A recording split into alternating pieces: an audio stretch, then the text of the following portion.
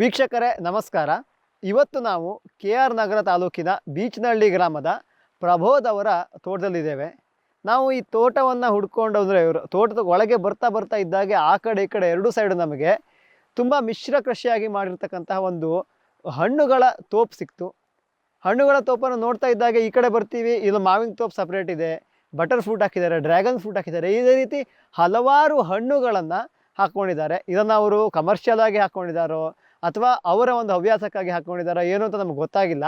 ಅವೆಲ್ಲವನ್ನು ಕೂಡ ಇವರು ಯಾಕೆ ಇವೆಲ್ಲ ಹಣ್ಣುಗಳು ಹಾಕ್ತಾ ಇದ್ದಾರೆ, ಈ ಎಲ್ಲ ಹಣ್ಣು ಹಾಕೋದ್ರಿಂದ ಲಾಭ ಇದೆಯಾ, ಒಂದಕ್ಕೊಂದು ಕಾಂಪಿಟೇಷನ್ ಆಗಲ್ವಾ, ನೀರು ಯಾವ ರೀತಿ ಕೊಡ್ತಾರೆ, ಗೊಬ್ಬರ ಏನೇನು ಕೊಡ್ತಾ ಇದ್ದಾರೆ, ಒಟ್ಟಾರೆ ಈ ಹಣ್ಣುಗಳ ಬಗ್ಗೆ ಸಮಗ್ರ ಮಾಹಿತಿಯನ್ನು ಅವ್ರು ಯಾವ ರೀತಿ ಬೆಳೀತಾ ಇದ್ದಾರೆ ಅಂತ ಪ್ರಬೋಧ್ ಅವರನ್ನು ಮಾತಾಡಿಸಿ ತಿಳ್ಕೊಂಡು ಬರೋಣ. ಸೊ ನಾವು ಇಲ್ಲಿ KR ನಗರ ಹತ್ರ ನೀವು ತುಂಬ ಒಳ್ಳೆ ರೀತಿಯಿಂದ ಗೇರು ಬೇಸಾಯ ಮಾಡಿದ್ದೀರಿ ಅಂತ ಅಂದ್ಕೊಂಡು ನಾವು ನಿಮ್ಮನ್ನು ನೋಡೋಕೆ ಬಂದ್ವಿ. ನಿಮ್ಮ ತೋಟ ನೋಡಿದ್ರೆ ಗೇರು ಜೊತೆಗೆ ಸಿಕ್ಕಾಪಟ್ಟೆ ಹಣ್ಣಿನ ಗಿಡ ಇದ್ದಾವೆ, ಲೆಕ್ಕ ಹಾಕೋಕ್ಕೆ ಸಾಧ್ಯ ಇಲ್ಲದಷ್ಟು ಹಣ್ಣಿನ ಗಿಡಗಳನ್ನು ಹಾಕಿದ್ದೀರಿ. ಸೊ ಅದ್ರ ಬಗ್ಗೆ ನಾವು ಫಸ್ಟ್ ಮಾತಾಡೋಣ, ಗೇರ್ ಬಗ್ಗೆ ಮುಂದಿನ ಇದರಲ್ಲಿ ಮಾತಾಡೋಣ. ಸೊ ಮೊದಲಿಗೆ ನಿಮ್ಮ ಬಗ್ಗೆ ಹೇಳೋದಾದರೆ, ನೀವು ವ್ಯವಸಾಯ ಶುರು ಮಾಡಿದ್ದು ಯಾವಾಗ, ಹೇಗೆ ಸರ್? ನಾವು ಆ್ಯಕ್ಚುಲಿ ಬೇಸಿಕಲಿ ನಾನು ಇಂಗ್ಲೆಂಡಲ್ಲಿದ್ದೆ, 10 ವರ್ಷ ಅಲ್ಲಿ ಕೆಲಸ ಮಾಡಿ ನಂದು MBA ಮುಗಿಸಿ ವಾಪಸ್ ಇಂಡಿಯಾಗೆ 2008 ಬಂದದ್ದು. ಸೊ ಬಂದಮೇಲೆ ನಮ್ದು ಹೇಗಿದ್ರು ಮೂಲತಃ ಫಾರ್ಮಿಂಗೇನೆ, ನಮ್ಮ ತಾತ ಎಲ್ಲ ತೋಟ ಮಾಡ್ತಿದ್ದವರು. ಸೊ ತೋಟ ಅಂದರೆ ಅವ್ರು ಯಾವ ತೋಟ ಮಾಡ್ತಿದ್ರು? ಅವ್ರದ್ದೆಲ್ಲ ಟ್ರೆಡಿಷ್ನಲ್ ಗದ್ದೆ ಹಾಗೆ ಭತ್ತ ಮತ್ತು ಕಬ್ಬು ಬೆಳೀತಿದ್ದವರು, ಮತ್ತು ತೆಂಗಿತ್ತು. ಸೊ ಅಲ್ಲಿ ನಮ್ದು ಆನ್ಸೆಸ್ಟ್ರಲ್ ಪ್ರಾಪರ್ಟಿ ಮಾರಿ ಇಲ್ಲಿ ಬಂದು ಒಂದು 40 acres ಜಮೀನು ಪರ್ಚೇಸ್ ಮಾಡಿ. ಸೊ ಇದು ಟೋಟಲ್ ಆಗಿ 40 ಎಕರೆ ಇದೆ. ಓಕೆ, ಇದು ಯಾವಾಗ ಸರ್ ಪರ್ಚೇಸ್ ಮಾಡಿದ್ದು? ಇದು 8 years ಆಯಿತು. 8 years ಆಯ್ತಾ? 8 years ಆಗಿದೆ. ಸೊ ಕಂಪ್ಲೀಟ್ ಬ್ಯಾರನ್ ಲ್ಯಾಂಡ್ ಇದು, ಏನು ಬೆಳೀತಾ ಇರಲಿಲ್ಲ. ಇವರು ಖಾಲಿ ಬಿಟ್ಟಿದ್ರು ಹಳೆ ಓನರ್ಸ್. ತಗೊಂಡು ನಾವು ಎಲ್ಲ ಫೆನ್ಸ್ ಮಾಡಿ ರೋಡ್ ಮಾಡಿ, ಫಸ್ಟು ಸುತ್ತ ತೋಟ ಎಲ್ಲ ಓಡಾಡಲಿಕ್ಕೆ ರೋಡ್ ಮಾಡಿ, ಆಮೇಲೆ ಸ್ಲೋಲಿ ಪ್ಲಾಂಟೇಶನ್ ಶುರು ಮಾಡಿದ್ದು. ಹೌದು, ನಾವು ಇಲ್ಲಿ ನೋಡ್ತಾ ಇದ್ದೀವಿ. ನೀವು ಮುಂಚೆ ಅಂದರೆ ನಿಮ್ಮ ಪೂರ್ವಜರೆಲ್ಲ ಕಬ್ಬು ಭತ್ತ ಬೆಳಿತಿದ್ರು ಅಂದ್ಕೊಂಡು, ನೀವು ಕಬ್ಬು ಭತ್ತದ ಕಡೆ ಹೋಗಿಲ್ವಾ? ಆ ಮನ್ಸು ಬಂದಿಲ್ವಾ? ಅಲ್ಲಿ ಊರಿನ ತೋಟ ಅಲ್ಲಿ ಟ್ರೈ ಮಾಡ್ದು. ಲೇಬರ್ ಪ್ರಾಬ್ಲಮ್ ತುಂಬಾ ಆಗಿತ್ತು ಅಲ್ಲಿ, ಎಸ್ಪೆಷಲಿ ಭತ್ತ ನಾಟಿ ಮಾಡೋಕ್ಕೆ ಲೇಬರ್ ಸಿಗ್ತಿರ್ಲಿಲ್ಲ, ಡಿಲೇ ಆಗ್ತಿತ್ತು, ಕುಯ್ಯೋ ಟೈಮಲ್ಲಿ ಸರಿಯಾಗಿ ಸಿಗ್ತಿರ್ಲಿಲ್ಲ. ಈಗ ಮಿಷಿನರೀಸ್ ಬಂದಿದೆ, ಬಟ್ ಸ್ಟಿಲ್ ಆದ್ರೂ ಅಂದರೆ ಆ ಲೇಬರ್ ಪ್ರಾಬ್ಲಮ್ ಬಂದ್ರೆ ನೋಡಿದ್ದಕ್ಕೆ ಸವಾಸ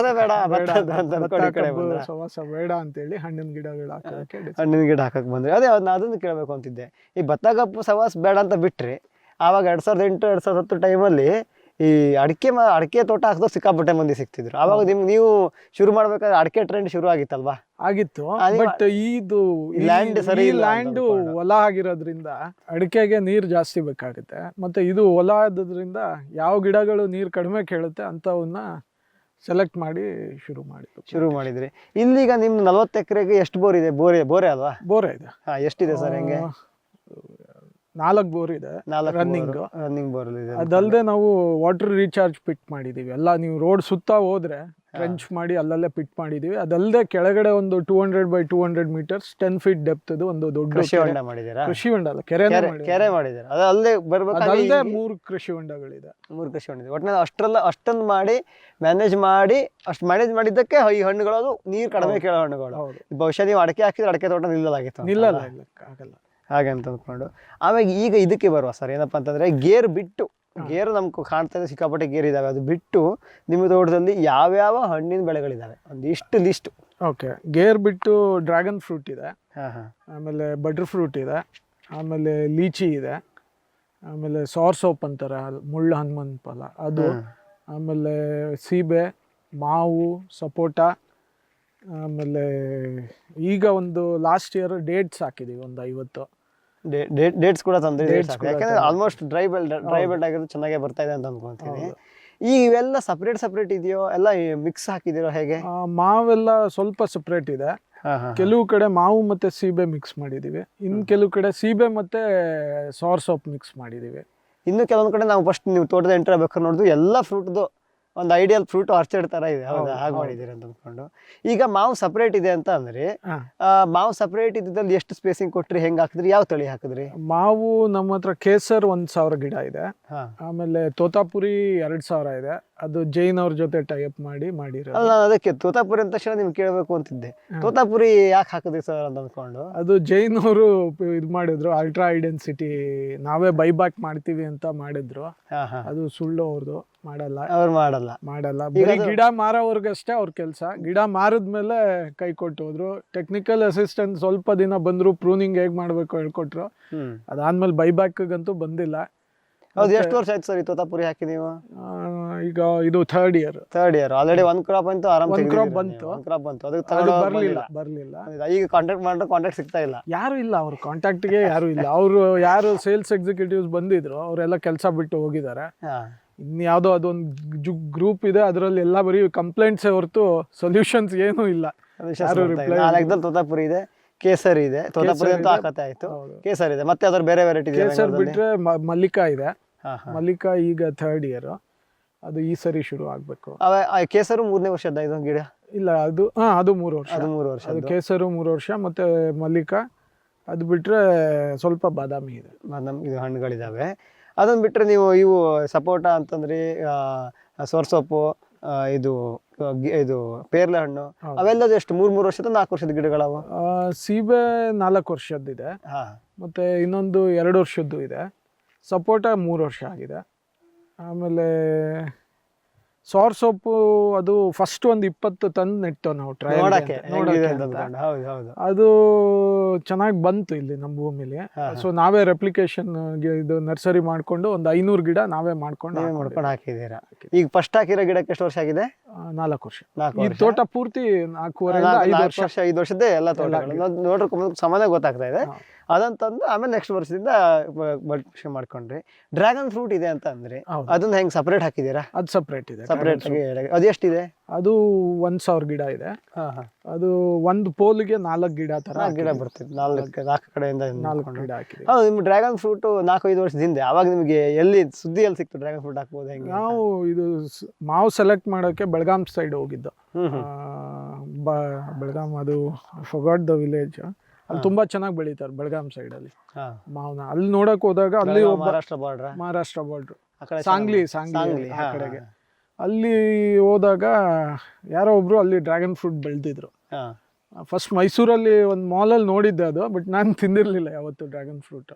ಅವೆಲ್ಲ ಮೋಸ್ಟ್ಲಿ ಇಂಪೋರ್ಟೆಡ್, ಇಲ್ಲಿದಲ್ಲ ಅನ್ಕೊಂತೀನಿ. ಆಗ 4-5 years ಬ್ಯಾಕ್ ತಂದು ತಿಂದೆ, ಬಟ್ ಅಂತ ಟೇಸ್ಟ್ ಇರ್ಲಿಲ್ಲ. ಇದನ್ನ ಯಾರು ತಿಂತಾರೆ ಅನ್ಕೊಂಡು ನಾನು ಸುಮ್ಮನೆ ಆಗಿದ್ದೆ. ಆಮೇಲೆ ಅಲ್ಲಿ ಸಾಂಗ್ಲಿ ಕಡೆ ತಿಂದಾಗ ಗೊತ್ತಾಯ್ತು ಅದು those are imported once. Actually ಅವ್ರು ಏನ್ ಮಾಡಿರ್ತಾರೆ, ಕಾಯಿನ ಕಿತ್ತಿ ಪ್ಯಾಕ್ ಮಾಡಿ ಕಳ್ಸಿರ್ತಾರೆ, ಆಮೇಲೆ ಹಣ್ಣಾಗುತ್ತೆ. ಇಲ್ಲಿ ನಮ್ ಲೋಕಲ್ ಬೆಳೆ ನೀವು ತಿಂದಾಗ ಗೊತ್ತಾಗುತ್ತೆ ಅದ್ರ ಟೇಸ್ಟ್. ಆಕ್ಚುಲಿ ರುಚಿ ಇದೆ.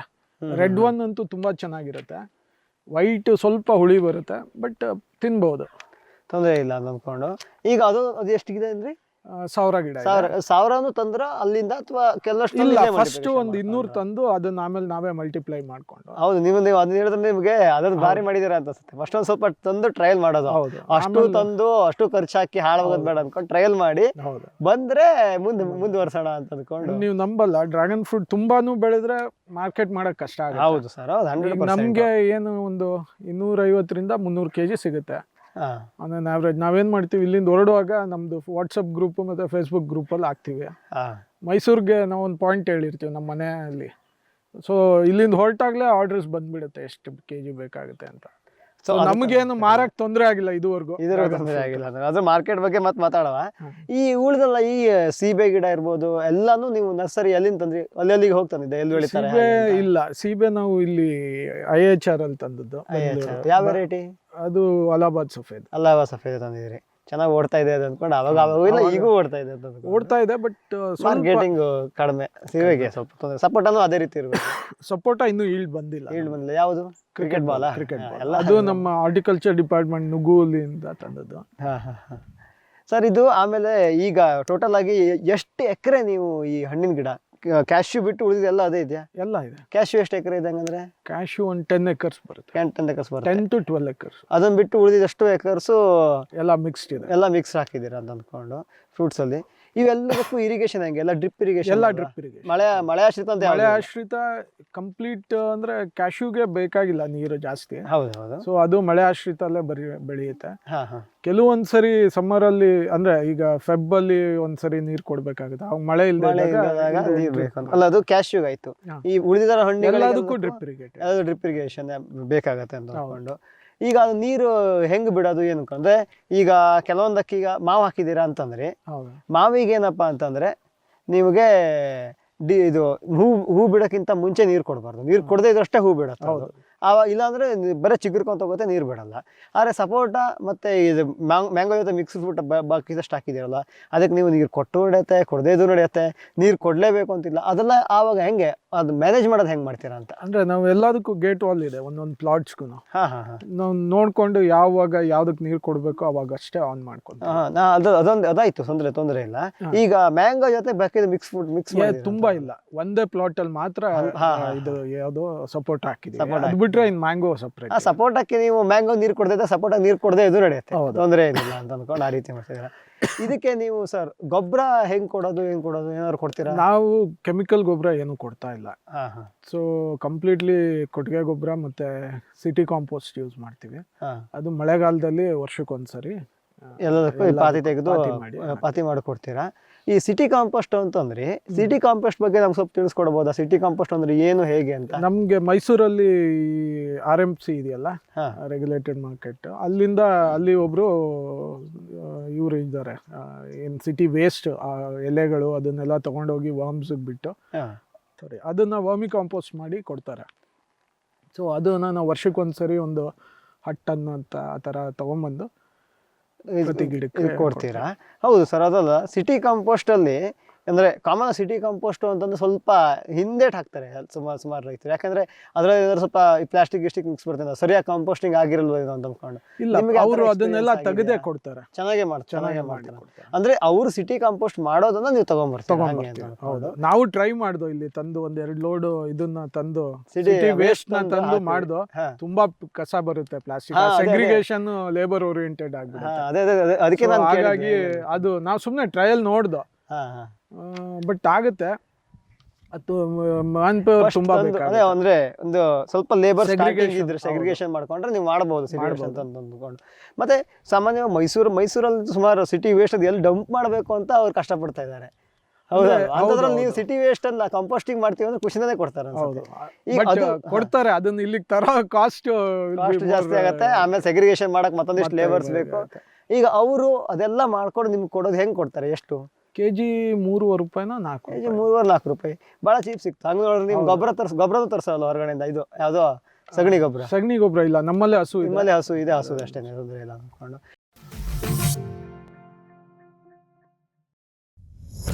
ಅಮೋಘ್ ಇ-ಕಾರ್ಟ್ ಕೃಷಿ ಬಳಕೆಯ ಬ್ಯಾಟರಿ ಚಾಲಿತ ಪರಿಸರ ಸ್ನೇಹಿ ತ್ರಿಚಕ್ರ ವಾಹನ.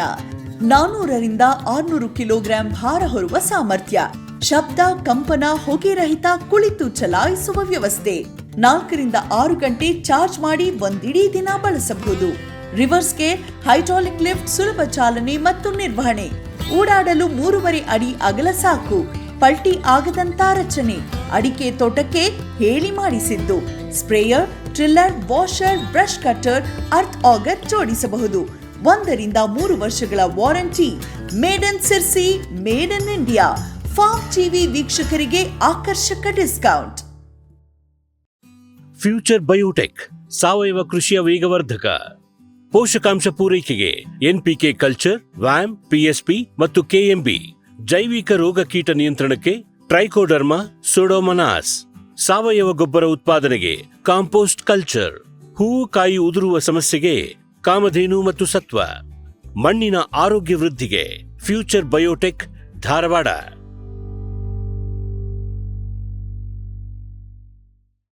ಸಮೃದ್ಧ ಸಾವಯವ ಗೊಬ್ಬರ, MSGP ಮತ್ತು KCDC ಉತ್ಪಾದನೆ. ಫಾರ್ಮ್ ಟಿವಿಯಿಂದ ಸರಬರಾಜು. ಅತಿ ಕಡಿಮೆ ಬೆಲೆಗೆ ಅತ್ಯುತ್ತಮ ಗೊಬ್ಬರ. ಇಲ್ಲ ಭಾರಲೋಹ, ಕೃಷಿ ವಿಶ್ವವಿದ್ಯಾಲಯದಿಂದ ಪರೀಕ್ಷಿತ. ಸಾವಯವ ಇಂಗಾಲ, NPK, PH, EC ಎಲ್ಲ ನಿಗದಿತ ಮಿತಿಯಲ್ಲಿ.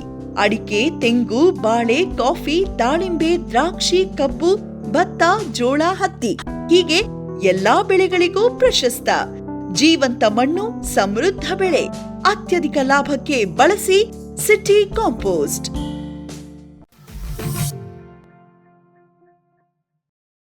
ಸರ್, ನಾವು ನಿಮ್ಮ ನ್ಯೂಟ್ರಿಯೆಂಟ್ ಗೊಬ್ಬರ ಕೊಡೋದ್ರ ಬಗ್ಗೆ ಮಾತಾಡ್ತಾ ಇದ್ವಿ. ಹಾ. ನೀವು ಸಿಟಿ ಕಾಂಪೋಸ್ಟು ಮತ್ತೆ ಸಾದಾ ಸಗಣಿ ಗೊಬ್ಬರ ಕೊಡ್ತೀನಿ ಅಂತಂದ್ರಿ. ಅದು ಸಾಕಾಗತ್ತಾ ಸರ್? ಈಗ ನೀವು ಒಂದು ಬೆಳೆ ಅಂತ ಸುಮಾರು ಎಲ್ಲ ಬೆಳೆಯಲ್ಲೂ ತೆಗೆದಿರ್ಬೋದು, ಕೆಲವೊಂದು ತೆಗೆದಿಲ್ಲ, ಗಿಡಾರು ಚೆನ್ನಾಗಿ ಬೆಳೀತಾ ಇದಿಲ್ಲ, ಅದ್ರಲ್ಲಿ ಸಾಕಾಗತ್ತಾ? ಅಥವಾ ಭಾಳಷ್ಟು ಜನ ಹೇಳೋ ಥರ ಇಲ್ಲ, ರಸಗೊಬ್ಬರ ಕೊಡಲೇಬೇಕು ಈ ಇಳುವರಿ ಚೆನ್ನಾಗಿ ಬರೋಕ್ಕೆ ಅಂತ ಅಂತಾರೆ. ಅದು ನಿಮಗೆ ನಿಮ್ಮ ಪ್ರಕಾರ ಹೇಗೆ sir? Actually depends, soil health ಮೇಲೆ ಡಿಪೆಂಡ್ ಆಗುತ್ತೆ, ಹೇಗಿದೆ ಭೂಮಿ ಅಂತ. ಕೆಲವು ಭೂಮಿಗಳಿಗೆ ಏನು ಬೇಕು ಅಷ್ಟೇ ಸಾಕಾಗ್ಬೋದು. ಈಗ ಎಕ್ಸಾಂಪಲ್ ಈ ಡ್ರ್ಯಾಗನ್ ಫ್ರೂಟು, ಇದು ಸ್ವಲ್ಪ ಕಲ್ಲು ಭೂಮಿ, ಮಣ್ಣು ಕಡಿಮೆ ಇದೆ, ಕಲ್ಲು ಭೂಮಿದು ಚೆನ್ನಾಗಿ ಬರುತ್ತೆ ಅಂತ ಬರುತ್ತೆ, ಬಟ್ ಸ್ವಲ್ಪ ನ್ಯೂಟ್ರಿಯೆಂಟ್ಸ್ ಬೇಕಾಗುತ್ತೆ ಇದಕ್ಕೆ. ಸೊ ನಾವು ಕೊಟ್ಟಿಗೆ ಗೊಬ್ಬರ ಪ್ಲಸ್ ಸಿಟಿ ಕಾಂಪೋಸ್ಟು ಮತ್ತೆ ಜೊತೆಗೆ ಸ್ವಲ್ಪ ಇದು ಏನು ರಾಸಾಯನಿಕ ಗೊಬ್ಬರನು ಯೂಸ್ ಮಾಡ್ತೀವಿ ಇದಕ್ಕೆ, ಡ್ರ್ಯಾಗನ್ ಫ್ರೂಟ್. ಸೊ ಆ ರೀತಿ ಹಂಗೆ ನೋಡ್ಕೊಂಡೆ ಯೂಸ್ ಮಾಡ್ತಾ ಇದ್ದೀರಾ ಹಾಗಾದ್ರೆ ನೀವು? ಹೌದು. ಅಂದ್ರೆ ಈಗ ಕೆಲವೊಂದು ಹೂವಿನ ಬೆಳೆಗಳಿಗೆ ಅಥವಾ ಕೆಲವೊಂದು ಹಣ್ಣಿನ ಬೆಳೆಗಳಿಗೆ ರಾಸಾಯನಿಕ ಗೊಬ್ಬರ ಕೊಡಲೇಬೇಕಾಗತ್ತೆ, ಅವು ಕೊಡೋದು. ಇದು ಯಾವುದಕ್ಕೆ ಅಷ್ಟೆಲ್ಲ ಕೊಡಲ್ಲ, ಸ್ವಲ್ಪ ಗೊಬ್ಬರ ಸಾದಾ ಗೊಬ್ಬರ ಹಾಕಿದ್ರು ಬರುತ್ತೆ ಅನ್ನೋದಕ್ಕೆ ಇದು ಮಾಡ್ಕೊಂಡು ಆ ರೀತಿ ಮಾಡ್ಕೊಂಡು ಕೊಡ್ತಾ ಇದ್ದೀರಾ ಅಂತ ಅಂದ್ಕೊಂಡು. ಈಗ ಇದು ನಾವು ಡ್ರ್ಯಾಗನ್ ಫ್ರೂಟ್ ಇದನ್ನು ನೋಡ್ತಾ ಇದ್ದೀವಿ, ಸ್ವಲ್ಪ ಹಳದಿ ಆಗಿದೆ, ಅಂದ್ರೆ ಅಷ್ಟು ಹಸಿರಾಗಿಲ್ಲ. ಅದು ಬಿಸಿಲು ಜಾಸ್ತಿ ಆಯ್ತು ಅಂತ. ಕೆಲವರು ಶೇಡ್ ನೆಟ್ ಹಾಕಿ ಅಂತ ಹೇಳಿದ್ರು. ಶೇಡ್ ನೆಟ್ ಮತ್ತೆ ಎಕ್ಸ್ಪೆನ್ಸಿವ್ ಆಗುತ್ತೆ ಅಂದ್ಬಿಟ್ಟು ಹಾಗೆ, ಮತ್ತೆ ಈಗ ಮಳೆ ಬಿದ್ದು ಸ್ವಲ್ಪ ನೀರು ಕೊಟ್ಮೇಲೆ ಸರಿ ಹೋಗುತ್ತೆ. ಬಿಸಿಲು ಕಡಿಮೆ ಆದ್ಮೇಲೆ ಮತ್ತೆ ಗ್ರೀನ್ ಆಗಿ ಕನ್ವರ್ಟ್ ನೋಡಿ, ಅಲ್ಲಿ ನೋಡ್ಬೋದು. ಹೌದು, ನೆರಳಿರೋ ಜಾಗದಲ್ಲಿ ಗ್ರೀನ್ ಇದೆ, ತುಂಬಾ ಗ್ರೀನ್ ಇದಾವೆ. ನೆರಳು ಇಲ್ದೇ ಇರೋ ಜಾಗ ಸ್ವಲ್ಪ ಯೆಲ್ಲೋಯಿಶ್ ಆಗಿದೆ, ಸ್ವಲ್ಪ ಯೆಲ್ಲೋಯಿಶ್ ಆಗಿದೆ ಅಂತ ಇದು ಮಾಡ್ಕೊಬಹುದು. ಹೌದು ಸರ್. ಆಮೇಲೆ ಇದನ್ನು ನೀವು ಇದ್ರ ಯಾವ ರೀತಿ ಮ್ಯಾನೇಜ್ಮೆಂಟ್ ಹೆಂಗ್ ಮಾಡ್ತೀರಾ ಅಂದ್ಕೊಂಡು, ಈಗ ಮಾವಿನ ಗಿಡಗಳಿಗೆ ಪ್ರೂನಿಂಗ್ ಮಾಡ್ಬೇಕಾಗತ್ತೆ, ಅದಕ್ಕೆ ಇದು ಮಾಡಬೇಕಾಗತ್ತೆ. ಇಮೇಲೆ ಇದು ಡ್ರ್ಯಾಗನ್ ಫ್ರೂಟಿಗೂ ಇನ್ನೊಂದು ಸ್ವಲ್ಪ ವರ್ಷ ಆದ್ಮೇಲೆ ಮತ್ತೆ ಇದು ಈ ಮಣ್ಣು ಇಳಿದಾಗ ಮಣ್ಣು ಮತ್ತೆ ಎತ್ತಾಕ್ಬೇಕು, ಯಾಕಂದ್ರೆ ಸ್ವಲ್ಪ ಮೇಲ್ಗಡೆ ನೀರು ಜಾಸ್ತಿ ಆದ್ರೆ ಕೊಳ್ತಾ ಹೋಗುತ್ತೆ. ಇವೆಲ್ಲ ಹೆಂಗೆ ಮ್ಯಾನೇಜ್ ಮಾಡ್ಕೊಂಡು ಹೋಗ್ತೀರಾ?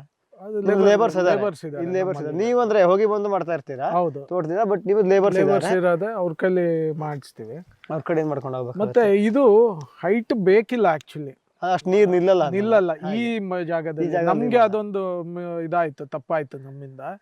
ಏನಂದ್ರೆ ಕೆಲವರು ಸ್ವಾಂಪಿ ಏರಿಯಲ್ಲಿ ಹೈಟ್ ಮಾಡ್ಕೊಂಡಿದ್ದು, ಅದನ್ನ ನೋಡಿ ನಾವು ಮಾಡಿದ್ವು. ಆಮೇಲೆ ರಿಯಲೈಸ್ ಆಯ್ತು ಇದು ಬೇಕಾಗಿರ್ಲಿಲ್ಲ ಅಂತ ಅನ್ಕೊಂಡು ಇದು ಮಾಡ್ಕೊಂಡ್ರಿ. ಹೌದು ಸರ್. ಆಮೇಲೆ ಈ ಕೆಲವೊಂದು ತುಂಬಾ ಹಣ್ಣುಗಳಿದಾವೆ, ಲೀಚಿ, ಸೋರ್ಸೊಪ್ಪು, ಅವೆಲ್ಲವ ನಮ್ಮ ನಾರ್ಮಲ್ ರೈತರಿಗೆ ಅಷ್ಟು ಗೊತ್ತಿಲ್ಲ. ಅದ್ರ ಮ್ಯಾನೇಜ್ಮೆಂಟ್ ಎಲ್ಲ ಹೇಗೆ, ಏನಾದ್ರು ಮ್ಯಾನೇಜ್ಮೆಂಟ್ ಮಾಡ್ಬೇಕಾಗತ್ತೋ ಪ್ರತಿ ವರ್ಷ? ಏನಿಲ್ಲ, ನೀರು ಗೊಬ್ಬರ ಅಷ್ಟು ಕೊಟ್ರೆ ಸಾಕು. ಆದಷ್ಟು ನ್ಯಾಚುರಲ್ ಆಗಿ ಇದು ಮಾಡಕ್ಕೆ ಟ್ರೈ ಮಾಡ್ತಾರೆ. ನ್ಯಾಚುರಲ್ ಆಗೇ ಮಾಡೋದು ಅಂತ ಹೇಳ್ಬೋದು.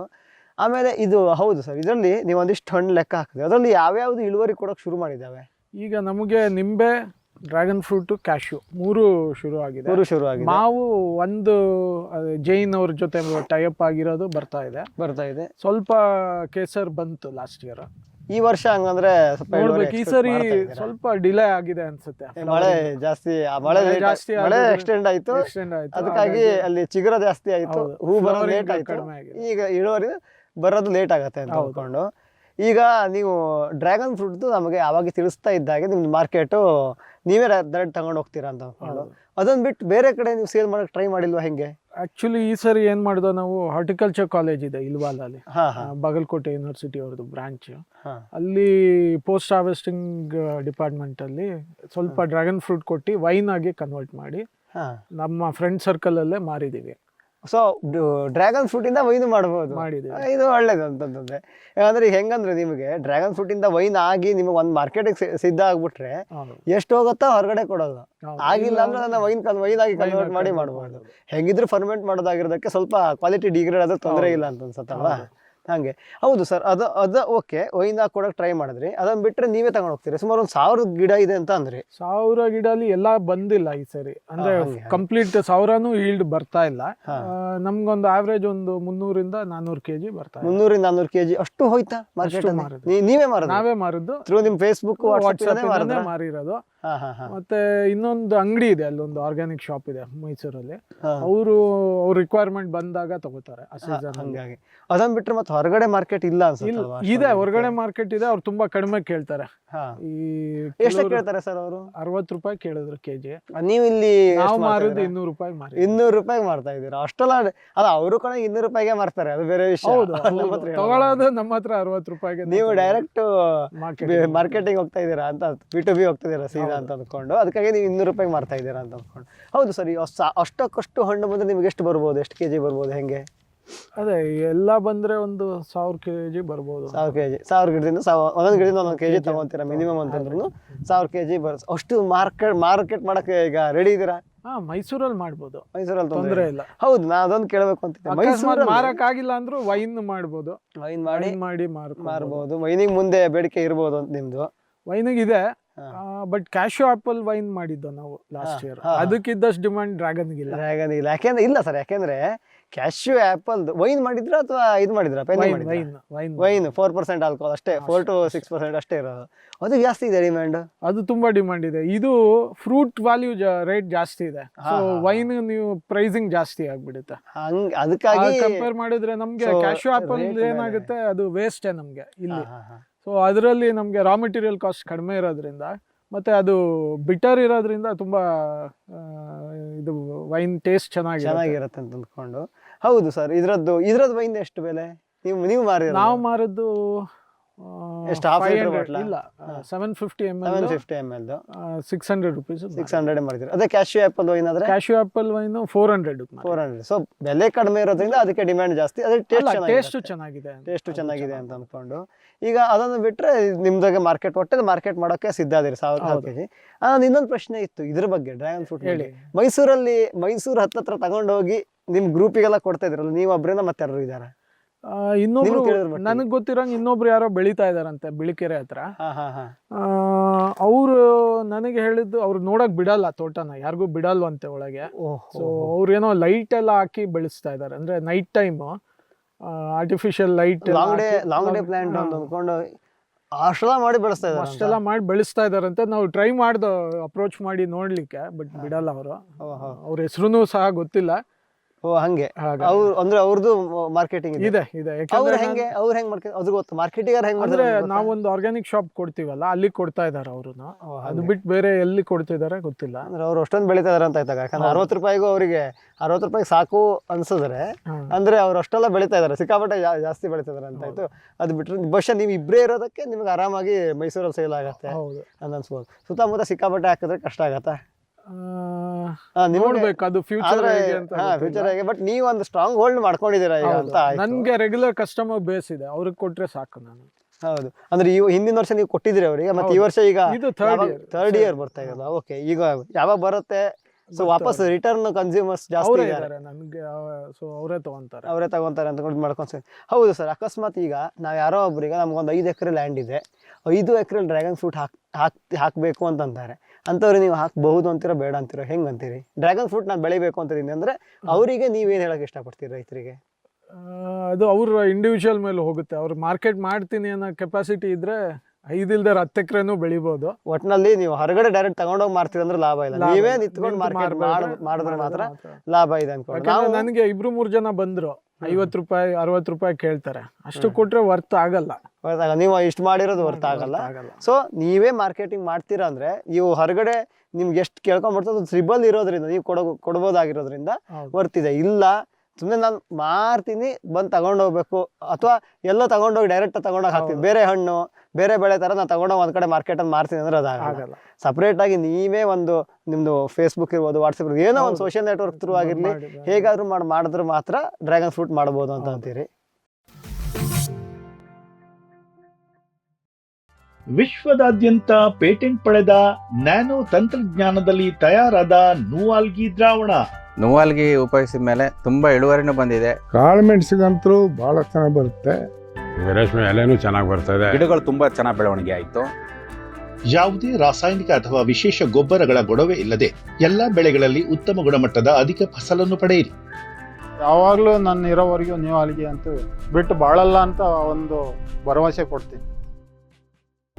ರೈತ ಬಾಂಧವರ ಸೇವೆಗೆ ಫಾರಂ ಟಿವಿಯ ಮತ್ತೊಂದು ಹೆಜ್ಜೆ. ಅತ್ಯುತ್ತಮ ಲ್ಯಾಬ್ ಮತ್ತು ನರ್ಸರಿಯ ಟಿಶ್ಯೂ ಕಲ್ಚರ್ ಮತ್ತು ಬೀಜ ಗಿಡಗಳು, ಗುಗಳೆ ಬಯೋಟೆಕ್ನ ಜಿನಿನ್ ಮತ್ತು ಏಲಕ್ಕಿ ಬಾಳೆ ಟಿಸಿ ಗಿಡಗಳು, ರೋಗರಹಿತ ದಾಳಿಂಬೆ ಮತ್ತು ಶೀಘ್ರ ಬೆಳೆಯುವ ತೇಗದ ಟಿಶ್ಯೂ ಕಲ್ಚರ್ ಗಿಡಗಳು, Taiwan red lady hybrid F1 ಮತ್ತು ನಂಬರ್ 15 ಪಪಾಯ ಬೀಜ ಗಿಡಗಳು. ಹಿಂದೆ ಕರೆ ಮಾಡಿ ಗಿಡ ಕಾಯ್ದಿರಿಸಿ. ಗ್ರೀನ್ ಪ್ಲಾಸ್ಟ್ ISI ಪ್ರಮಾಣೀಕೃತ ಪರಿಶುದ್ಧ HDPE ಜಿಯೋ ಮೆಂಬ್ರೇನ್ ಪಾಂಡ್ ಲೈನರ್ಗಳು. ಕೃಷಿ ಹೊಂಡ, ಕೆರೆ, ಕಾಲುವೆ, ಮೀನುಕೊಳ, ಸ್ಪಿರುಲಿನಾ ಹೊಂಡಗಳಿಗೆ ಬೇಕಾದ ಆಕಾರ ಮತ್ತು ವಿಸ್ತೀರ್ಣಗಳಲ್ಲಿ ಸರ್ಕಾರದ ಸಬ್ಸಿಡಿ ಯೋಜನೆಯಡಿ ಲಭ್ಯ. 100% ಪುನರ್ಬಳಕೆ, UV ಮತ್ತು ಒಡಕು ನಿರೋಧಕ, ಪಕ್ಕಾ ಜೋಡಣೆ, 5 ವರ್ಷಗಳ ಲಿಖಿತ ವಾರಂಟಿ. ಗ್ರೀನ್ ಪ್ಲಾಸ್ಟ್. ಫಾರ್ಮ್ ಟಿವಿ ವೀಕ್ಷಕ ರೈತರ ಬೆಳೆ ರಕ್ಷಣೆ ಈಗ ಹಿಂದೆಂದಿಗಿಂತ ಸುಲಭ, ಸರಳ, ಸುರಕ್ಷಿತ. ಶ್ರಮಜೀವಿಯಿಂದ ಸೂಕ್ಷ್ಮ ಪೋಷಕಾಂಶ, ಸೂಕ್ಷ್ಮಾಣುಜೀವಿ ಮತ್ತು ಬೇರುವರ್ಧಕಗಳು. ಕಾಳುಮೆಣಸು ಸೊರಗು ರೋಗ ತಡೆಗೆ ಟ್ರೈಕೋಡರ್ಮಾ ಸುಡೋಮೋನಾಸ್. ಸಮೃದ್ಧ ಬೆಳವಣಿಗೆ, ರೋಗ ನಿರೋಧಕ ಶಕ್ತಿಗೆ IISR ಪೆಪ್ಪರ್ ಸ್ಪೆಷಲ್. ಕೋಕೋ ಗಿಡಗಳ ಆರೋಗ್ಯಕ್ಕೆ ಜಿಂಕ್ ಸಲ್ಫೇಟ್ ಮತ್ತು ಫೆರಸ್ ಸಲ್ಫೇಟ್. ಅಡಿಕೆ ಹಿಡಿಮುಂಡಿಗೆ ನಿರ್ವಹಣೆಗೆ ರೂಟ್ ಪವರ್, ಜಿಂಕ್ ಮತ್ತು ಬೋರಾನ್. ಖಚಿತ ಗುಣಮಟ್ಟ, ಪ್ರಾಮಾಣಿಕ ಬೆಲೆ, ನಿರಂತರ ಸಲಹಾ ಸೇವೆ. ನಮ್ಮಿಂದಲೇ ಖರೀದಿಸಿ, ನಮ್ಮ ಬದ್ಧತೆಯ ಸೇವೆಗೆ ಬೆಂಬಲ ನೀಡಿ.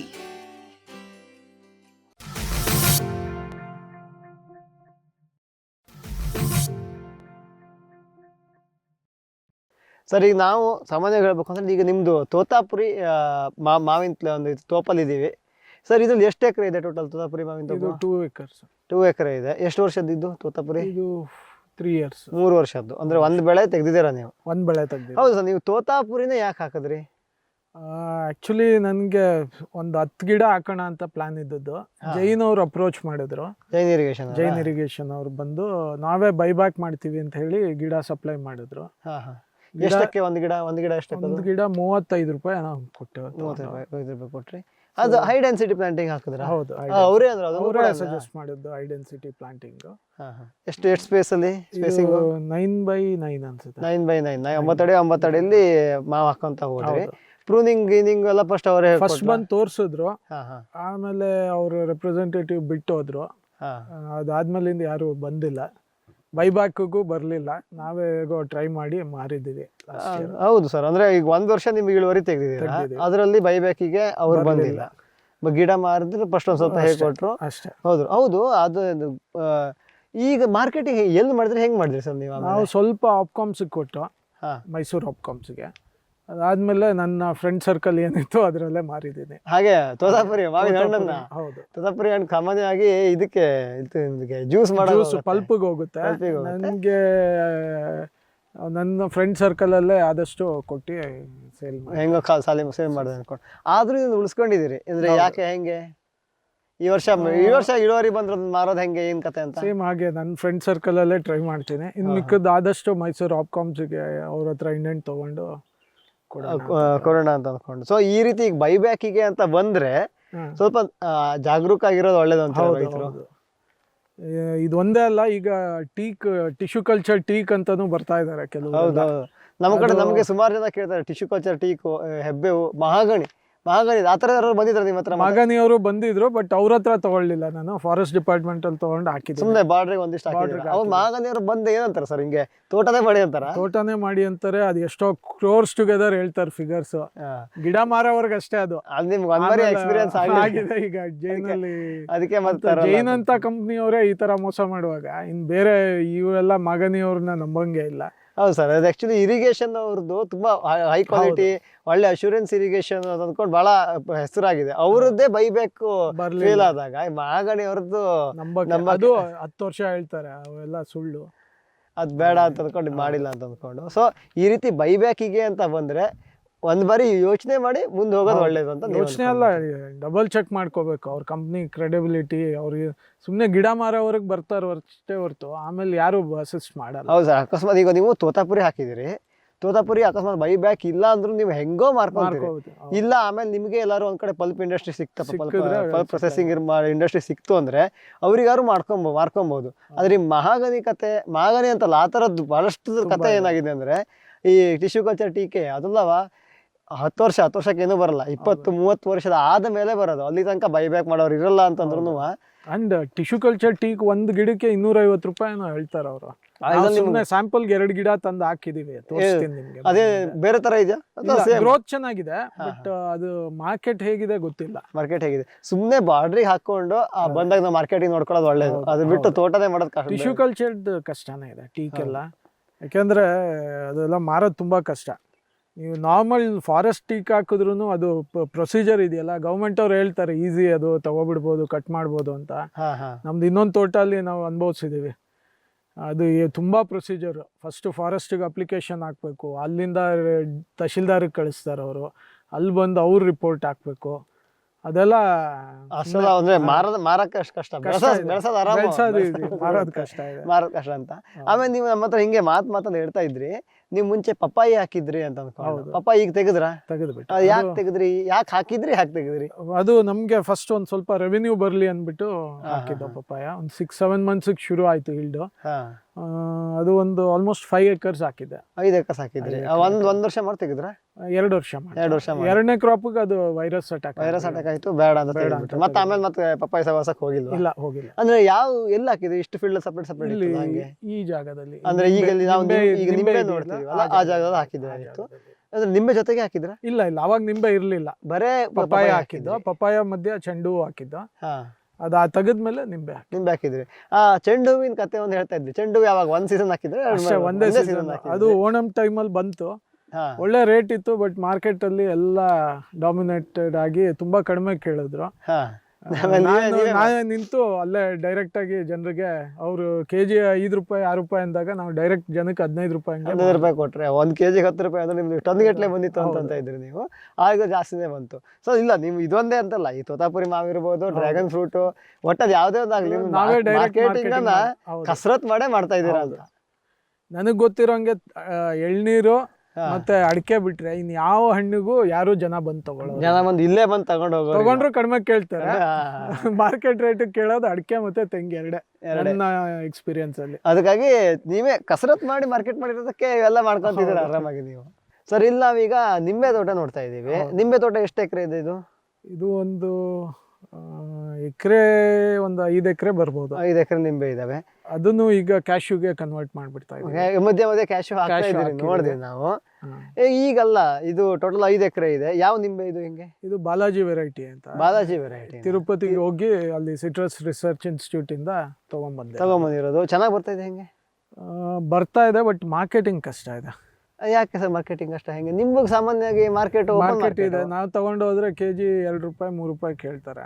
ಅದನ್ನ ನಾವು ಡೈರೆಕ್ಟ್ ಮಾಡಕ್ ಆಗಲ್ಲ, ಯಾಕಂದ್ರೆ ಕ್ವಾಂಟಿಟಿ ತುಂಬಾ ಬರುತ್ತೆ. ಇದು ಅದಕ್ಕೆ ನೀವು ಇದನ್ನ ತೆಗಿಯೋದು ಅಂದ್ರೆ ತೆಗಿಯಕ್ ಹೋಗ್ತಿಲ್ಲ, ಮಧ್ಯ ಕ್ಯಾಶ್ಯೂ ಆಗ್ತಾ ಇದೀನಿ ಸ್ಲೋಲಿ. ಸೊ ಇನ್ನೊಂದು 10 ವರ್ಷ ಕ್ಯಾಶ್ಯೂ ಬೆಳೆದಾದ್ಮೇಲೆ ನೇರಳಾದ್ಮೇಲೆ ಅದು ಇದು ಮಾಡುತ್ತೆ ಅಂತ ಅಂದ್ಕೊಂಡು. ಹೌದು. ಇದು ಎಷ್ಟು ಅಂತರಕ್ಕೆ ಹಾಕಿದ್ರಿ? ಹೆಂಗೆ ಇದು 15x15 ಹಾಕಿದ್ದೀವಿ. ಸ್ವಲ್ಪ ಈ ಸಾಯಿಲ್ನು ಇದಕ್ಕೆ ಸೂಟೇಬಲ್ ಏನೋ ಗೊತ್ತಾಗ್ತಾ ಇಲ್ಲ, ಅಷ್ಟು ಗ್ರೋತ್ ಇಲ್ಲ ಕಂಪೇರ್ ಟು ಇನ್ನೊಂದು ತೋಟದಲ್ಲಿ ಸ್ವಲ್ಪ ಗಿಡ ಹಾಕಿದ್ದೀನಿ. ಅಲ್ಲಿ ಸೇಮ್ ಇಲ್ಲೇ ಜೊತೆಗೆ ತಗೊಂಡೋದದ್ದು. ಇದಕ್ಕಿಂತ ಗ್ರೋತ್ ಚೆನ್ನಾಗಿದೆ ಅಲ್ಲಿ ಗ್ರೋತ್ ಚೆನ್ನಾಗಿದೆ. ಇಲ್ಲಿ ಅಷ್ಟು ಬರ್ಲಿಲ್ಲ. ಕಾಯಿ ಬಂದಿತ್ತಲ್ವಾ? ಕಾಯಿ ಬಂದಿತ್ತು. ಇದು ಎಷ್ಟು ವರ್ಷ ಆಯ್ತು ಸರ್ ಹಾಕಿ? ಇದು 4 years ಆಗಿದೆ. 4 ವರ್ಷ ಅಂದ್ರೆ ಕಾಯಿ ಬಂದಿದೆ. ಬಟ್ ಮಾರಕ್ ಆಗ್ತಾ ಇಲ್ಲ ನಮ್ಗೆ. ಇಲ್ಲೊಂದು ಪಿಕಲ್ ಇಂಡಸ್ಟ್ರಿಗೂ ಅಪ್ರೋಚ್ ಮಾಡ್ದ, ಅವ್ರ ಹೆಸರು ಹೇಳೋದು ಬೇಡ. ಅವರು ನಮ್ಗೆ ಆಂಧ್ರದಿಂದ ಬಂದು ಬೀಳುತ್ತೆ ಅಂಡ್ 5-6 ತಿಂಗಳು ಕ್ರೆಡಿಟ್ ಕೊಡ್ತಾರೆ, ನೀವು ಕೊಡೋದಾದ್ರೆ ಹಾಕಿ ಅಂತಂದ್ರು. ಅವ್ರು ನಂಬ್ಕೊಂಡು ಹಾಕೋದು ಬೇಡ ಅಂತ ಹೇಳಿ. ಮತ್ತೆ ಸರ್, ಅವ್ರಿಗೆ ಸಿಕ್ಕಾಪಟ್ಟೆ ಬಲ್ಕಲ್ಲಿ ಬೀಳುತ್ತೆ ಆಲ್ರೆಡಿ, ಅದಕ್ಕಾಗಿ ಇದು ಮಾಡೋದು ಬೇಡ ಅನ್ಕೊಂಡು. ಒಟ್ಟಿನಲ್ಲಿ ಇದು ಮಾರ್ಕೆಟಿಂಗ್ ಕಷ್ಟ ಅಂತ ಅನ್ಕೊಂಡು ನೀವು ತೆಗಿತಾ ಇದ್ದೀವಿ ಅನ್ಕೊಂಡು. ಮಾರ್ಕೆಟಿಂಗ್ ಟ್ರೈ ಮಾಡಿದ್ದೆ ಹೊರಗಡೆ ಮಾರ್ದು ತಗೊಂಡೋಗಿ ಸ್ವಲ್ಪ. ಬಟ್ ಅದೇ ಅಲ್ಲಿ ಕೆಜಿ ಲೆಕ್ಕ ಕೇಳ್ತಾರೆ, ಅವ್ರು ಮಾತ್ರ ಪೀಸ್ ಲೆಕ್ಕ 10 ರೂಪಾಯಿ 5 ರೂಪಾಯಿ 10 ರೂಪಾಯಿ 2 10 ರೂಪಾಯಿ 3 ಮಾಡ್ತಾರೆ. ನಿಮಗೆ ಕೆಜಿ ಕೊಡ್ತಾರೆ 3 4 ರೂಪಾಯಿ 5 ರೂಪಾಯಿ ಕೆಜಿ ಕೇಳ್ತಾರೆ. ಅದು ಅಷ್ಟು ವರ್ಕೌಟ್ ಆಗಲ್ಲ ಅಂತ ಇದು ಮಾಡ್ತೀರಾ. ಸರ್, ಈಗ ಒಟ್ಟಾರೆ ನಿಮ್ಮ ತೋಟದಲ್ಲಿ ಇಷ್ಟು ಸಿಕ್ಕಾಪಟ್ಟೆ ಬೆಳೆಗಳಿದಾವೆ, ಎಲ್ಲದಿದ್ದಾವೆ. ಕೆಲವೊಂದು ಇನ್ನೂ ಈಗ ಹಾಕಿದ್ದೀರಾ ಎಕ್ಸ್ಪೆರಿಮೆಂಟಿಗೆ, ಕೆಲವೊಂದು ಇನ್ನೂ ಬರ್ತಾ ಇದ್ದಾವೆ. ಒಟ್ಟಿನಲ್ಲಿ ನೀವೆಲ್ಲ ಮಾರ್ಕೆಟಿಂಗ್ ಹೊರಗಡೆ ಹೋಗಿದ್ದು ಕಡಿಮೆನಾ? ತುಂಬಾ ಕಡಿಮೆ. ಪಪ್ಪಾಯ ಒಂದೇ ನಾನು ಆಚೆ ಟ್ರೈ ಮಾಡಿದ್ದು. ಅದು ಹೇಗಿತ್ತು ಮಾರ್ಕೆಟಿಂಗ್? ಚೆನ್ನಾಗಿ ಬಂದಿತ್ತಾ? ಅದು ಫಸ್ಟ್ 1-2 ಹಾರ್ವೆಸ್ಟ್ ಚೆನ್ನಾಗಿ ಸಿಕ್ತು ರೇಟ್, ಆಮೇಲೆ ಸ್ವಲ್ಪ ಡೌನ್ ಆಗ್ತಾ. ಇಳುವರಿನೂ ಡೌನ್ ಆಯ್ತು, ಮಾರ್ಕೆಟ್ ಇಳುವರಿ ಚೆನ್ನಾಗಿತ್ತು. 1 year ಚೆನ್ನಾಗಿತ್ತು ಇಳುವರಿ. ಬಟ್ ರೇಟ್ 28 ರೂಪಾಯಿಂದ ₹3 ಬಂದ್ಬಿಡ್ತು. ಓಕೆ, ನನಗೆ ಇಲ್ಲಿ ಹಾರ್ವೆಸ್ಟಿಂಗ್ ಕಾಸ್ಟು ವರ್ಕೌಟ್ ಆಗಲ್ಲ. ವರ್ಕೌಟ್ ಆಗಲ್ಲ ಅಂತ. ಅದಕ್ಕೆ ಆಮ್ಯಾಗಿಂದ ಪಪ್ಪಾಯಿ ತೆಗೆದು ತೆಗೆದು ಬೇರೆ ಹಾಕಿದ್ರಿ ಅಂತ ಅಂದ್ರಿ ನೀವು. ಈಗ ಸರ್ ಟೋಟಲ್ ಆಗಿ ನೀವು ನೋಡೋದಾದ್ರೆ ಈ ಅಷ್ಟು ಹಣ್ಣಿನ ಬೆಳೆ ಹಾಕಿದ್ರು, ಅದು ಈ ತರ ಜಮೀನು ಚೆನ್ನಾಗಿಲ್ಲ ಅಂತಿದ್ರಿ. ಹೌದು, ಜಮೀನು ನೋಡಿದ್ರೆ ಆ ಕಡೆ ಈ ಕಡೆ ನೋಡಿದ್ರೆ ಖಾಲಿ ಇದೆ. ಹಿಂಗೆ ಸೇಮ್ ಹಿಂಗೆ ಈ ಕೆಳಗಡೆ ನಿಮ್ದೇನು ಹುಲ್ಲು ಬೆಳೆದಿದ್ಯೋ ಹಂಗೆ ಹುಲ್ಲು ಬೆಳೆದಿದೆ, ಏನು ಬೆಳೆ ಬೆಳೀತಾ ಇಲ್ಲ, ಹಾಗೆ ಇತ್ತ ಜಮೀನು ಅಲ್ವಾ? ಸೊ ಇಂಥ ಜಮೀನನ್ನು ನೀವು ತಗೊಂಡು ಒಳ್ಳೆ ಚೆನ್ನಾಗಿದೆ, ಗಿಡದ ಬೆಳವಣಿಗೆ ಚೆನ್ನಾಗಿದೆ, ಅಲ್ಲಲ್ಲಿ ಇಳುವರಿ ನೋಡಿದ್ರೆ ಚೆನ್ನಾಗಿದ್ದಾವೆ. ಇಷ್ಟೆಲ್ಲ ಮಾಡಿದ್ದು ಲಾಭದಾಯಕ ಇದೆ ಅಂತಿರೋ ಇಲ್ಲ ಅಂತಿರೋ ಈ ತರ ಹಣ್ಣಿನ ಬೆಳೆಗಳು ಮಾಡಿದ್ರೆ ಹೇಗೆ? ಅಂದ್ರೆ ಈಗ ನಾವು ಮಲ್ಟಿ ಕ್ರಾಪ್ ಮಾಡಿದೀವಿ. ಮೋನೋ ಕ್ರಾಪ್ ಮಾಡಿದ್ರೆ ಕಷ್ಟ. ನಿಮ್ಗೆ ಮಲ್ಟಿ ಕ್ರಾಪ್ ಇದ್ರೆ ಇದ್ರಲ್ಲಿ ಇಲ್ಲ ಅಂದ್ರೂ ಇನ್ನೊಂದ್ರಲ್ಲಿ ಯಾವ್ದ್ರಲ್ಲಾರು ಇನ್ಕಮ್ ಬರ್ತಾ ಇರುತ್ತೆ. ಇದ್ರ ಜೊತೆಗೆ ನೀವು ಇದು ಹಸುಗಳು, ಕುರಿ ಇವೆಲ್ಲ ಮಾಡ್ಕೊಂಡ್ರೆ ಲಾಭದಾಯಕ ಆಗಿರುತ್ತೆ ಅನ್ಕೊಂಡು ನೀವು ಅಷ್ಟೆಲ್ಲ ಮಲ್ಟಿ ಕ್ರಾಪ್ ಮಾಡಿರೋದೇ ಅದಕ್ಕೆ ಅಂದ್ಕೊಂಡು. ಆಮೇಲೆ ನಂಗೆ ಇದೊಂದು ಕೇಳಬೇಕಿತ್ತು, ಈಗ ಹೆಂಗೆ ಅಂತಂದ್ರೆ ನಿಮ್ದು ಹಾರ್ವೆಸ್ಟಿಂಗ್ ಸೀಸನ್ಗಳು ಕೋಯಿನ್ಸೈಡ್ ಆಗಲ್ವಾ? ಇಲ್ಲ, ಆಗಲ್ಲ. ಅಷ್ಟು ಹಂಗ್ ಮಾಡ್ಕೊಂಡೆ ಇದು ಮಾಡಿದ್ದೀರಾ.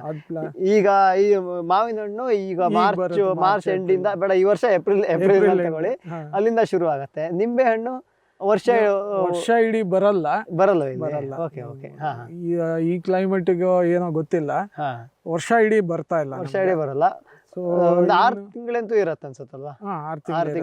6 ತಿಂಗಳು ಇದು ಮಾಡುತ್ತೆ. ಅದನ್ನ ಬಿಟ್ರೆ ಮತ್ತೆ ಯಾವ್ದು? ಕ್ಯಾಶ್ಯೂ ಬರುತ್ತೆ. ಈಗ ಕ್ಯಾಶ್ಯೂನು ಸ್ವಲ್ಪ ಫ್ಲವರಿಂಗ್ ಲೇಟ್ ಆಗಿದೆ. ಈಗ ಪುತ್ತೂರು ಸೈಡ್ ಎಲ್ಲ ಬಂದ್ಬಿಟ್ಟಿದೆ. ನಮ್ಮಲ್ಲಿ ಇನ್ನು ಈಗ ಶುರು ಆಗ್ತಾ ಇದೆ.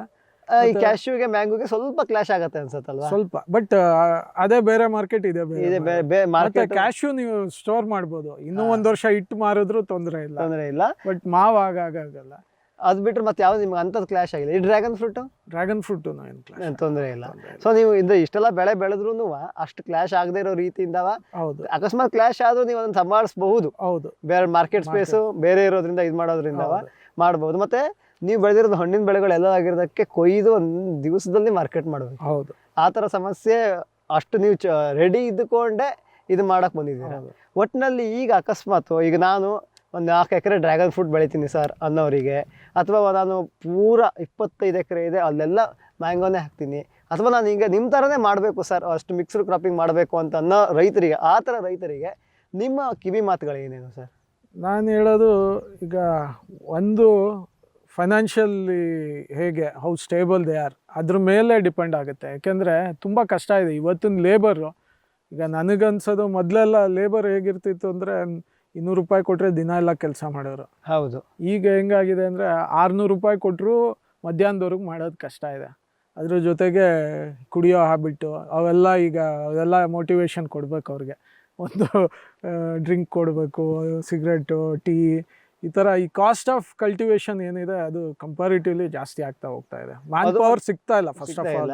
ಅದು ಮತ್ತೆ ನೀವು ಹಣ್ಣಿನ ಬೆಳೆ ಹಾಕೋದಿದ್ರೆ ಕಾಯ್ಬೇಕು, ಹಾಕಿದ ತಕ್ಷಣ ಬರಲ್ಲ. 6 ತಿಂಗಳ ಬೆಳೆ ಬರುವಂತದಲ್ಲ, ಕಾಯ್ಬೇಕು. ಅಲ್ಲಿ ತನಕ ಹಂಗೆ ಲೇಬರ್ ಖರ್ಚು ಅಲ್ಲಿ ತನಕ ಸಿಕ್ಕಾಪಟ್ಟೆ ಇರುತ್ತೆ ಖರ್ಚು. ಅದಾದ್ಮೇಲೆ ಸ್ವಲ್ಪ ಕಡಿಮೆ ಆದ್ರೂ ಸೊ ಅಷ್ಟರ ತನಕ ನಿಮ್ಮ ಎಕನಾಮಿಕ್ ಸ್ಟೆಬಿಲಿಟಿ ಅಷ್ಟು ಇದ್ರೆ ಮಾಡ್ಬೋದು. ಇದ್ರ ಲಾಭ ಇದೆಯಾ?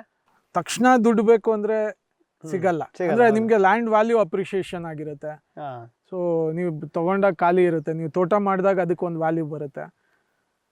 ಹಣ್ಣು ನೀವು ಮಾರಿ ಅಥವಾ ಇದು ಮಾಡಿ ನೀವು ಪ್ರಾಫಿಟ್ ಮಾಡ್ತೀವಿ ಅನ್ನೋದು ಸ್ವಲ್ಪ ಕಷ್ಟನೇ.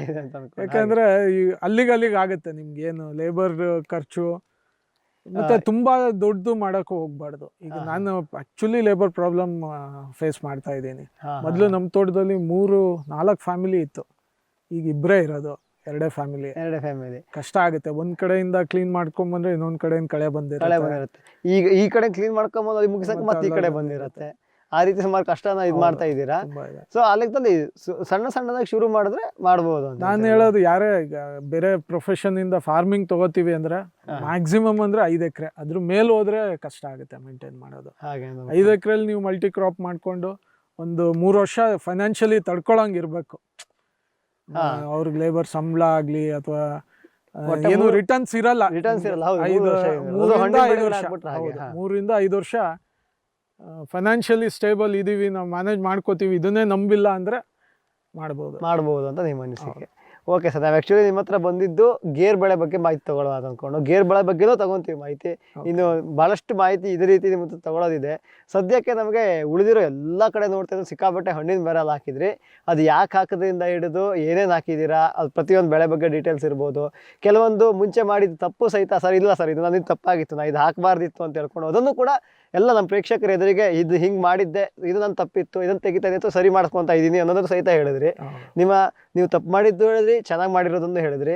ಒಂದು ಹಣ್ಣಿನ ಬೆಳೆ ಮಾಡ್ತೀರಿ ಅಂತಂದರೆ ಅದಕ್ಕೆ ನೀವು ಗಮನಿಸಬೇಕಾದ ಕೆಲವೊಂದು ಅಂಶಗಳು ರೈತರಿಗೂ ಕೂಡ ತಿಳಿಸ್ಕೊಟ್ರಿ. ಸೊ ಇಷ್ಟೆಲ್ಲ ಮಾಹಿತಿ ನಮಗೆ ಕೊಟ್ಟಿದ್ದಕ್ಕೆ ನಮ್ಮ ವಾಹಿನಿ ವತಿಯಿಂದ ನಿಮಗೆ ಧನ್ಯವಾದಗಳು ಸರ್. Thank you. ಇವರು ಸುಮಾರು ಚೆಂಡು ಹೂವನ್ನು ಬೆಳೆದಿದ್ರಂತೆ, ಮುಂಚೆ ಪಪ್ಪಾಯಿಯನ್ನು ಬೆಳೆದಿದ್ರು, ಗೇರು ಕೃಷಿ ಮಾಡ್ತಾ ಇದ್ದಾರೆ, ಮಾವಿನ ಹಣ್ಣು ಹಲವಾರು ವೆರೈಟಿಗಳ ಮಾವಿನ ಹಣ್ಣು ಹಾಕಿದ್ದಾರೆ, ಬೈಬ್ಯಾಕಿಗೆ ಅಂತ ತೋತಾಪುರಿಯನ್ನು ಹಾಕಿ ಕೈ ಸುಟ್ಕೊಂಡಿದ್ದಾರೆ. ಅದೇ ರೀತಿ ಡ್ರ್ಯಾಗನ್ ಫ್ರೂಟನ್ನು ಬೆಳೆದು ತಾವೇ ಒಂದು ಮಾರ್ಕೆಟ್ ಚೈನನ್ನು ಲಿಂಕ್ ಮಾಡಿಕೊಂಡು ಒಂದು ಚೈನ್ ಮಾಡಿಕೊಂಡು ಅವರಿಗೆ ಮಾರಾಟ ಮಾಡ್ತಾ ಇದ್ದಾರೆ. ಹೀಗೆ ಹಲವಾರು ಹಣ್ಣನ್ನು ಬೆಳೆದು ಅವೆಲ್ಲವೂ ಮಾರ್ಕೆಟ್ ಬಗ್ಗೆ ಜಾಸ್ತಿ ತಲೆ ಕೆಡಿಸ್ಕೊಳ್ಳದೆ ಇವರೇ ಒಂದು ಮಾರ್ಕೆಟನ್ನು ಹುಟ್ಟು ಹಾಕಿ ಮಾರಿ ಲಾಭವನ್ನು ಮಾಡ್ತಾ ಇದ್ದಾರೆ. ನನಗೆ ಲಾಭದಕ್ಕಿಂತ ಜಾಸ್ತಿ ಸರ್ ನಾನು ಇಷ್ಟೊಂದು ಒಂದು ಬರಡು ಭೂಮಿಯನ್ನು ತಗೊಂಡು ಅದನ್ನು ಹಸಿರಾಗಿಸಿದ್ದೀನಿ. ಇನ್ನು ಮುಂದೆ ಲಾಭದ ಲೆಕ್ಕಾಚಾರ ಇಷ್ಟು ವರ್ಷ ತನಗೆ ಒಂದು ಭೂಮಿಯನ್ನು ಲಾಭದಾಯಕ ಮಾಡಿದ್ದೇ ತನಗೆ ಮುಖ್ಯವಾಗಿ ಬಂದಿರುವ ಆದಾಯ ಅಂತ ಹೇಳ್ತಾರೆ. ಇಷ್ಟೊತ್ತು ನಮಗೆ ಸಂಪೂರ್ಣ ಮಾಹಿತಿಯನ್ನು ನೇರವಾಗಿ ವಿಷಯ ಹೇಗಿದೆಯೋ ಹಾಗೇನೆ ಈ ಹಣ್ಣಿನ ಬೆಳೆ ಬೆಳೆದ್ರೆ ಏನು ಕಷ್ಟ ಇದೆ, ಏನು ಸುಖ ಇದೆ, ಅನುಕೂಲಗಳೇನು ಅನಾನುಕೂಲಗಳೇನು ಅನ್ನೋದ್ರ ಬಗ್ಗೆ ಸಂಪೂರ್ಣವಾಗಿ ವಿವರವನ್ನು ತಿಳಿಸ್ಕೊಟ್ಟಂತಹ ಪ್ರಬೋಧ್ ಬೋರೇಗೌಡ ಅವರಿಗೆ ಧನ್ಯವಾದಗಳನ್ನು ಹೇಳ್ತಾ ಇವತ್ತಿನ ಈ ಕಂತನ್ನು ಮುಗಿಸೋಣ. ನಮಸ್ಕಾರ.